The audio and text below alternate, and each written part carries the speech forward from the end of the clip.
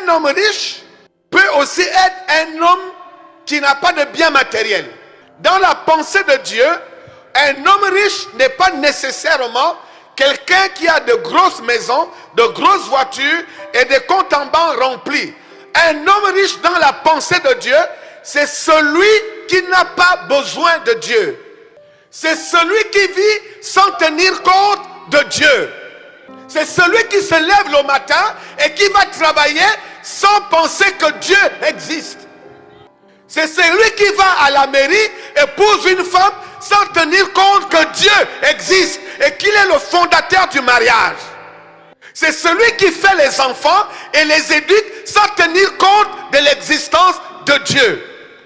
C'est celui-là qui se lève le matin et qui va à l'école, écrit et fait l'école, gagne des diplômes sans tenir compte de Dieu. C'est ça un homme riche. C'est l'homme qui vit pour lui-même. Les hommes riches n'ont besoin de personne. Quand quelqu'un a des biens, j'ai été dans certains quartiers et à Libreville ici au Gabon et hors du Gabon. Quand vous arrivez dans les quartiers des pauvres, il y a beaucoup de bruit. Beaucoup de bruit. Il y a des bagarres. Vous savez pourquoi il y a des bagarres? Parce que les gens vivent en communion. Il y a des mésententes parce que les gens vivent comme une famille.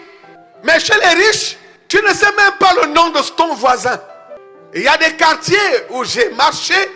Je traversais un jour un quartier à Johannesburg. Et je disais au petit qui m'accompagnait, j'ai dit, mais il n'y a personne dans ces maisons. Des grosses maisons, il n'y a aucun bruit. Et tout à coup, on a vu une voiture sortir de la barrière. Je dis, oh, donc il y a des gens dedans. Il me dit, c'est des riches. Et quand vous arrivez à Rosenthal-Ville, vous savez que vous êtes chez les pauvres. Il y a beaucoup de bruit. Traversez un peu la sablière. Vous n'allez pas entendre beaucoup de bruit. Et essayez de traverser le rond-point d'un train. Les riches, c'est ceux qui n'ont pas besoin de Dieu. Ce n'est pas ceux qui achètent les derniers cris de voitures. Non. Il y a des gens qui roulent en dernier cri de voiture et qui sont pauvres.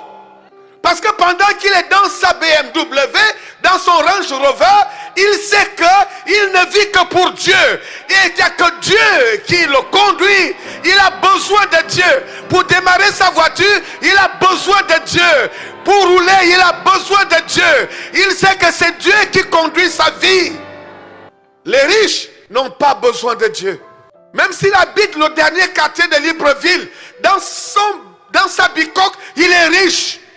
Parce qu'il n'a pas besoin de Dieu. Il a tout. Le pauvre, c'est celui-là qui sait que lorsqu'il dort, il y a quelqu'un qui veille sur son cœur, sur ses poumons. Quand il se réveille le matin, c'est par la grâce de Dieu. Le pauvre, c'est celui-là qui sait que s'il mange, c'est la grâce de Dieu. C'est celui-là qui sait que toute chose concourt pour le bien de ceux qui aiment Dieu. Le pauvre, c'est celui-là qui dépend de Dieu.